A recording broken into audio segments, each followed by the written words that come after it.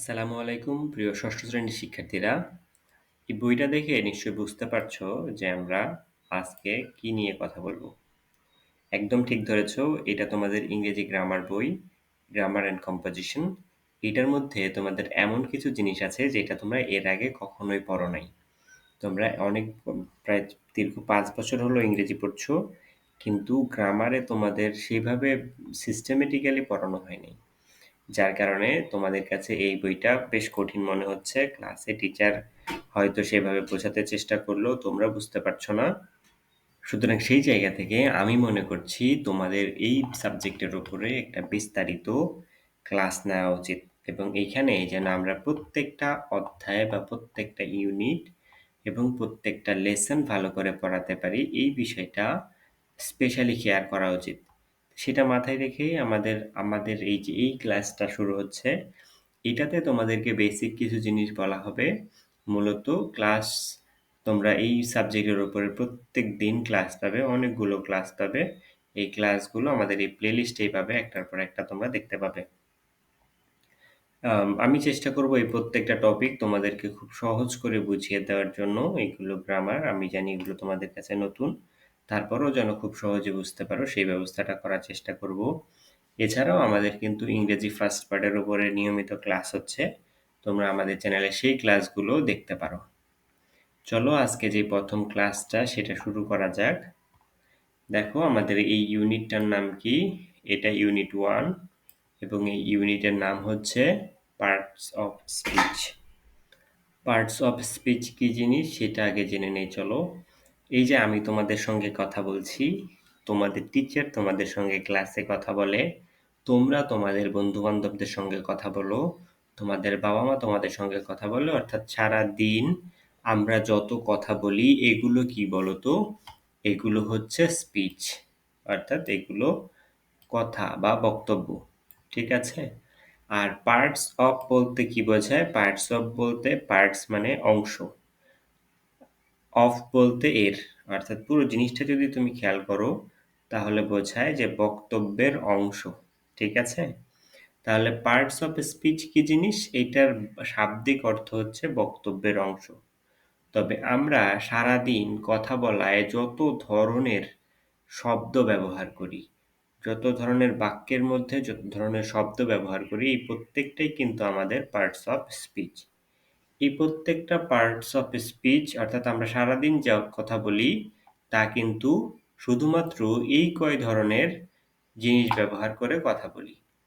আমরা কথা বলি তখন হয়তো আমরা কারো নাম বলি, তার নামের পরিবর্তে যেটা ব্যবহার করা হয় সেটা বলি, কারো দোষ গুণ বলি, কেউ এই যে এটা হচ্ছে দোষ গুণ, কেউ কিছু করছে কিনা আমরা সেটা বলি, কিভাবে করছে সেটা বলি। এছাড়াও আমরা প্রিপোজিশন জাতীয় কিছু শব্দ বলি আমাদের প্রত্যেক দিনের কথোপকথায়। আমরা এবং, কিন্তু এই ধরনের বিভিন্ন শর্ত নিয়ে কথা বলি। আমরা ইন্টারজেকশন নিয়ে কথা বলি। এই জিনিসগুলো দিয়েই কিন্তু আমরা প্রত্যেকদিন কথা বলি। এর বাইরে কিন্তু আমরা কোনো ধরনের শব্দ ব্যবহার করতে পারি না। অর্থাৎ আমাদের সারাদিন কথা বলার যে বিভিন্ন অংশগুলো সেগুলোই কিন্তু part of speech. Part of স্পিচের একটা গুরুত্বপূর্ণ জিনিস হচ্ছে নাউন। নাউন কি জিনিস? চলো আমাদের আজকের লেসনটাতে আমরা সেটাই গুরুত্ব দিয়ে শিখি। অর্থাৎ পার্ট অফ স্পিচের নাউনটা অনেক গুরুত্বপূর্ণ। দেখো আরেকটা উদাহরণ দেই, তোমরা যখন গল্প করো তখন বিভিন্ন জিনিসের নাম বলো না? যে আমরা আজকে এই তরকারি দিয়ে ভাত খেয়েছি। তোমার নানির নাম কি? তোমরা তোমাদের স্কুলের নাম বলো। এ তোমরা যত কথাই বলো এখানে কিন্তু বিভিন্ন ধরনের নাম ব্যবহার করো। বিভিন্ন ধরনের নাম। এই যে প্রত্যেকটা নাম এগুলাকেই ইংরেজিতে বলা হয় নাউন। ইংরেজিতে তুমি কোন ধরনের নাউন কিভাবে ব্যবহার করতে পারবে, এই নিয়মগুলো যেই গ্রামারে শেখানো হয় সেইটাই মূলত নাউন পার্টের গ্রামার। তোমরা যদি এইটুকু পড়ো তাহলে তোমরা একটা জিনিস দেখতে পাবে, উই লিভ ইন বাংলাদেশ। আমরা এই বাংলাদেশটাকে আন্ডারলাইন করলাম। It is a beautiful country. এটা একটা সুন্দর দেশ, আমরা এই কান্ট্রি শব্দটাকে আন্ডারলাইন করলাম। Our mother language is Bangla. এটাকে আন্ডারলাইন করলাম। এটাকেও আন্ডারলাইন করা যেতে পারে। এটাকেও আন্ডারলাইন করা যেতে পারে। ঠিক আছে, এরপরে দেখো we love our country and our language. এই যে আন্ডারলাইন করা কতগুলো শব্দ পেলাম আমরা, এই সবগুলোই কিন্তু এক একটা নাম। যেমন বাংলাদেশ, এটা আমাদের দেশের নাম। কান্ট্রি, পুরো দেশগুলোকেই কান্ট্রি বলা হয়, সুতরাং এই দেশও কিন্তু একটা জায়গার নাম। ঠিক আছে, মাদার আমাদের একটা সম্পর্কের নাম, মায়ের সঙ্গে আমাদের যে সম্পর্ক, এটাকেই ইংরেজিতে মাদার বলা হয়। ল্যাঙ্গুয়েজ, আমরা যেই জিনিসগুলো দিয়ে কথা বলি, যে এখন কথা বলছি বা এই যে এখানে যে জিনিসগুলো লেখা আছে, এইটাই কিন্তু ল্যাঙ্গুয়েজ, অর্থাৎ এগুলোর সামষ্টিক নাম কিন্তু ল্যাঙ্গুয়েজ। বাংলা, বাংলা কি জিনিস? বাংলা আমাদের মুখের ভাষা, আমাদের মাতৃভাষা। কান্ট্রি, এই যে এটা যেটা বললাম, দেশগুলোকেই কান্ট্রি বলে, সুতরাং এটাও একটা নাম। ভাষা জিনিসটাও নাম, এখানে আমরা অলরেডি দেখেছি। তো তোমরা যদি এই জিনিসগুলো খেয়াল করো, যে এই যে এই চারটা শব্দ, চারটা বাক্য, চারটা বাক্যের মধ্যে কিন্তু আমরা অনেকগুলো নাম পেয়ে গেলাম। এভাবেই তোমরা সারাদিন যখন অনেকগুলো কথা বলো, তখন কিন্তু তোমরা নিজের অজান্তেই অনেকগুলো নাম বলে ফেলো। তো চলো এটুকু পড়ে দেখি। Count the number of words in each of those sentence. তুমি প্রত্যেকটা সেন্টেন্সে নাম্বার অফ ওয়ার্ডস কাউন্ট করো। প্রথম সেন্টেন্সে কয়টা ওয়ার্ড আছে? একটা, দুইটা, তিনটা, চারটা। পরের সেন্টেন্সে একটা, দুইটা, তিনটা, চারটা, পাঁচটা। এরপরে একটা, দুইটা, তিনটা, চারটা, পাঁচটা। এভাবে কিন্তু প্রত্যেকটার ওয়ার্ড কাউন্ট করো। Each word is in the sentence is a part of a speech. প্রত্যেকটাই কিন্তু এক একটা পার্ট অফ এ স্পিচ। আমরা একটু আগে বলেছিলাম না যে আমরা যত যাই বলি শুধুমাত্র এর মধ্যেই থাকে। এইখানে দেখো, প্রথম বাক্যটাতে দেখো, এই যে উই, উই কি জিনিস? উই কিন্তু একটা প্রোনাউন। এই যে প্রোনাউন, আমরা প্রোনাউনকে আমাদের কথা বলেছি। লিভ, লিভ কি জিনিস? লিভ কিন্তু একটা ভার্ব, মানে বাস করা। ইন কি জিনিস? ইন হচ্ছে একটা প্রিপোজিশন, এই যে প্রিপোজিশন। এরপরে বাংলাদেশ, এটা একটা নাউন। তার মানে আমরা এই যে বাক্যটা বললাম, এখানে আমরা কিছু কি বললাম, সবগুলোই কিন্তু পার্ট অফ স্পিচ। এইভাবে ইট একটা পার্ট অফ স্পিচ, ইট হচ্ছে প্রোনাউন। ইজ একটা পার্ট অফ স্পিচ, এটা একটা ভার্ব। এটা একটা প্রিপোজিশনের মতো করেই ব্যবহার হয়। এরপরে বিউটিফুল, এটা অ্যাডজেক্টিভ। কান্ট্রি, এটা নাউন। এভাবে আমরা যত কথাই বললাম, এটুকুর মধ্যে যতগুলো বাক্য আছে সবগুলোই কিন্তু এক একটা part of speech. There are 8 part of speech in English. এটা কিন্তু তোমাদের জন্য গুরুত্বপূর্ণ। আমার মনে আছে আমি যখন ক্লাস 6 এ পড়েছিলাম, তখন পার্ট অফ স্পিচগুলো মুখস্থ করতে আমার বেশ কষ্ট হয়ে গেছিল। কিন্তু এখন এটা মুখস্থ করতে হয় না, এখন এটা কিন্তু আমার মাথায় অলরেডি আছে। তো তোমরা জিনিসগুলোকে এইভাবে চিন্তা করবা না যে এটা মুখস্থ করতে হবে, তখন কিন্তু তোমার মনে হবে যে তোমাকে 8টা নাম মুখস্থ করতে বলা হয়েছে। কিন্তু যখন তোমাকে এইভাবে বলা হবে যেগুলো নাম না, এগুলো বক্তব্যের বিভিন্ন অংশ এবং সেই অংশগুলোকে এই নামগুলো দিয়ে ডাকা হয়, এই নামগুলো তোমার মাথায় রাখতে হবে যে তোমরা সারাদিন কি কি বলো। তখন কিন্তু তোমার মুখস্থ করতে সহজ হবে। তাহলে চলো, এই যে 8 পার্ট অফ স্পিচ, এগুলো কি কি? Noun, pronoun, adjective, verb, adverb, preposition, conjunction and interjection. আমাদের আজকের ক্লাসে এই জিনিসগুলো তোমাদের মনে রাখা জরুরি। তো যদি এটাকে হোমওয়ার্ক হিসেবে নাও তাহলে নিতে পারো, অথবা তোমাদেরকে যে জিনিসটা করতেই হবে এই লেসন থেকে, সেটা হচ্ছে এই সবগুলোকে মুখস্থ করে ফেলতে হবে। আপাতত এই সবগুলোর নাম মুখস্থ করে ফেলো। এরপর এই প্রত্যেকটার কি কাজ, কি ধরন, কিভাবে এরা কাজ করে, সেটা নিয়ে আমরা প্রত্যেকটা ক্লাসে আলোচনা করব। তো আজকে যেটা আলোচনা হচ্ছে আমাদের, সেটা হচ্ছে নাউন। চলুন এইখানে আরেকটা প্যাসেজ পড়ে নেই। Read the following passage and look at the underlined word. তুমি এই পুরো প্যাসেজটা যদি পড়ো তাহলে দেখবা যে এখানে অনেকগুলো আন্ডারলাইন করা ওয়ার্ড আছে। প্রথমে দেখো, Shanta lives in Rajshahi with her parents. Shanta রাজশাহীতে তার পিতামাতার সঙ্গে বসবাস করে। এখানে 3টা শব্দ পেয়েছি যার নিচে আন্ডারলাইন করা আছে, শান্তা, রাজশাহী এবং parents. She is a student of class 6। সে 6ষ্ঠ শ্রেণীর একজন শিক্ষার্থী। সুতরাং এইখানে একটা জিনিস আন্ডারলাইন করা আছে। She goes to school regularly. সে নিয়মিত স্কুলে যায়। তাহলে এখানেও কিন্তু স্কুলের নিচে আন্ডারলাইন করা আছে। ঠিক আছে, এখানে ক্লাস 6 এটার নিচে আন্ডারলাইন করা যেতে পারতো, যাই হোক। She loves to read books. সে বই পড়তে পছন্দ করে। এখানে বুকসের নিচে আন্ডারলাইন করা আছে। She also loves music, এখানে মিউজিকের নিচে underline. All her friends are fond of her, তার সব বন্ধুরাই তাকে খুব পছন্দ করে। তাহলে সে ষষ্ঠ শ্রেণীতে পড়ে, সে নিয়মিত স্কুলে যায়, সে বই পড়তে ভালোবাসে, সে মিউজিক শুনতে পছন্দ করে, তার সকল বন্ধুরাই তাকে অনেক পছন্দ করে অথবা তার সকল বন্ধুর কাছে সে খুব প্রিয়। এবার দেখো those are all নেমিং ওয়ার্ডস, এই যে আন্ডারলাইন করা আছে না ফ্রেন্ডস, চলো এটাকে একটু বড় করে দেখা যাক। এই যে আন্ডারলাইন করা আছে ফ্রেন্ডস, স্কুল, রাজশাহী, এই সবগুলোই কিন্তু নাম। Parents, students, books, music, Shanta, এই সবগুলোই কিন্তু নাম। যেমন তোমার নাম যদি সিনহা হয় তাহলে তোমার নাম কিন্তু একটা নাউন। তো দেখো আর naming words and are called nouns, অর্থাৎ এই সবগুলোই কিন্তু নাম জাতীয় ওয়ার্ড। আর যত নাম জাতীয় ওয়ার্ড আছে সবগুলোকেই কি বলে? নাউন বলে। তাহলে আমরা কি পেলাম? আমরা সংজ্ঞা পেয়ে গেলাম নাউন কাকে বলে। আমরা বাক্যে যত ধরনের নাম ব্যবহার করি সবগুলোই নাউন। এই জিনিসটা বোঝার জন্য বলছি। তোমরা এটা মাথায় নিয়ে নাও যে পৃথিবীতে যত ধরনের নাম আছে সবগুলোই কিন্তু নাউন। তাহলে নাউন কাকে বলে? বাক্যে ব্যবহৃত প্রত্যেকটা নামকে নাউন বলে। যদি ইংরেজিতে বলতে চাই, every naming words that are used in sentences are called noun, অথবা আরো যদি সিম্পলি বলতে চাও, every naming words are noun। ঠিক আছে? Nouns are large number of things, নামের অনেক ভ্যারাইটি এবং নাম অনেক আছে।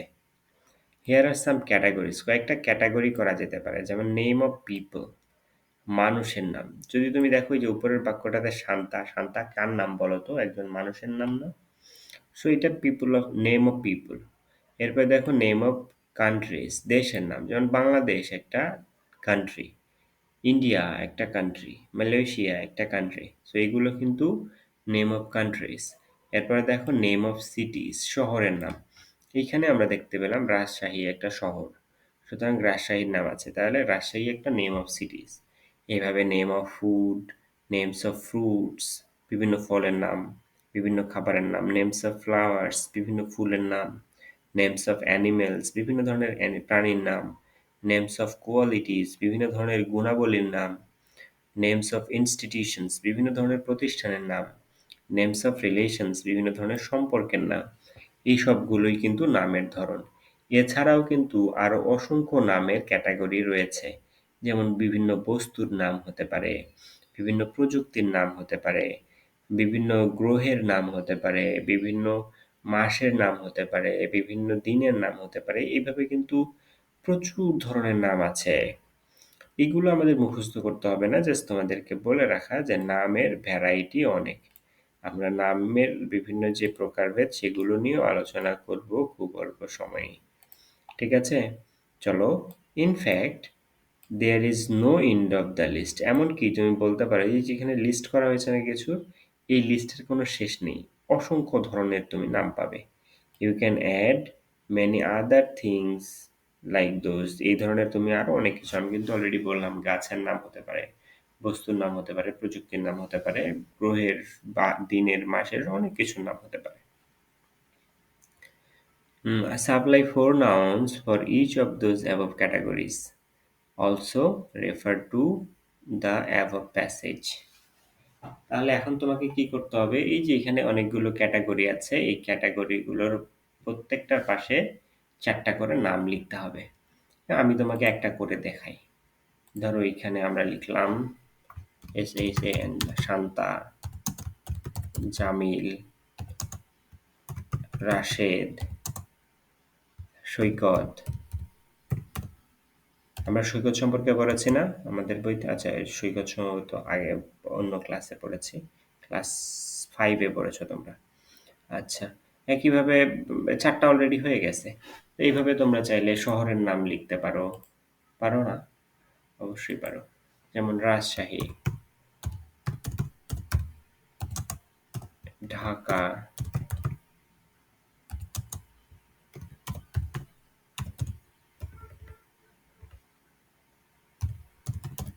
সিলেট, কুমিল্লা, খুলনা। এইভাবে কিন্তু তুমি আচ্ছা এটা কান্ট্রির নেমের জায়গায় সিটির নেম বসে গেছে। এইটা এই জায়গাতে হবে। এইখানে তুমি চাইলে বাংলাদেশ,